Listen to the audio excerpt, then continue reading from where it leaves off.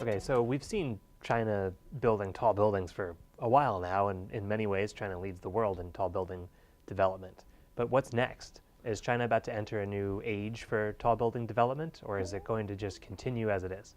Well, China has been building a lot of statement buildings, tall buildings in the last 15, 20 years. We believe with the trends of changing economies, climates in China as well as the world, there were major impacts on the future tall buildings. In particular, in second or third tier cities when demand may not meet the supply. So people are looking for, in particular occupiers, are looking for greener, smarter buildings and more flexible buildings. Mm-hmm. So that will create a very different trend. We are lucky that China has been in a very stable, static construction cost in the past few years.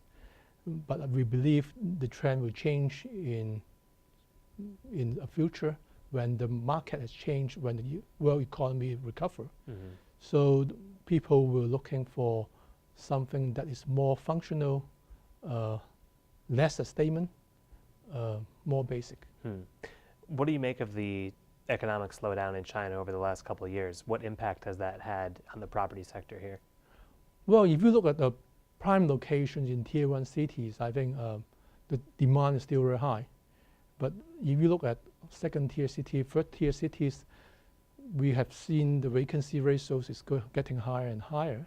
That will change the way people are developing, and also that will drive a new height difference between the existing stocks and what's going to build. Mm-hmm. Now people are building 70 over story buildings. Some of them, actually one of them actually achieved 130 story.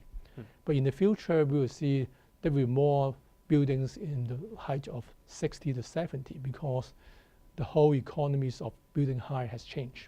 Yeah, you mentioned people want a smarter, greener building. Yes. And I sort of am hearing you say that's not always the tallest building. Maybe there's a height, an optimal height. Do you think that's the case? Height, I think the height of buildings can be overcome by technologies.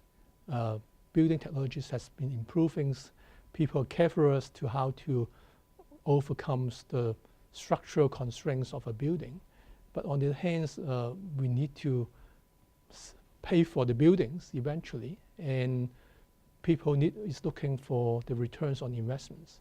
So there will be a new equations to calculate what will be the optimum height. In particular, you see in China, government is looking for more functional buildings instead of just creating a statement for locations or a city. Mm-hmm. That will change the whole tall building skyscapes. Mm-hmm. In what ways do you think China's tall buildings and urban habitat, as it's called at the CTBUH, are ahead of the curve?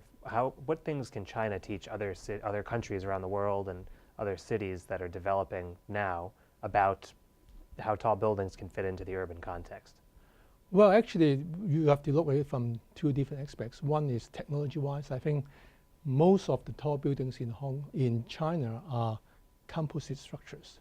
We have reinforced concrete core with steel beams and steel columns, and which is very different from tall buildings in Europe, which is majority are steel frame constructions. Mm-hmm. This is on the technology part. I think the other thing is we see unprecedented moving of people into the cities. Mm-hmm. We expect there will be 300 million people moving from different areas into the city. So that will make building to be taller and denser.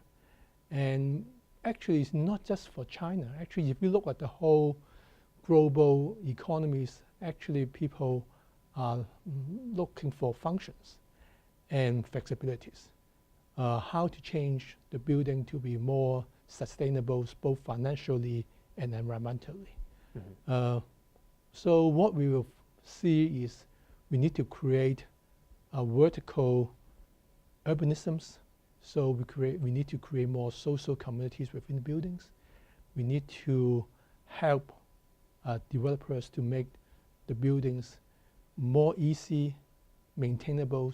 So we need to look at the life cycle cost of buildings. I think in most part of the world, we don't have these opportunities because there are not that many buildings built, tall building built in the past. But I think people learn the lessons and we are looking for solutions.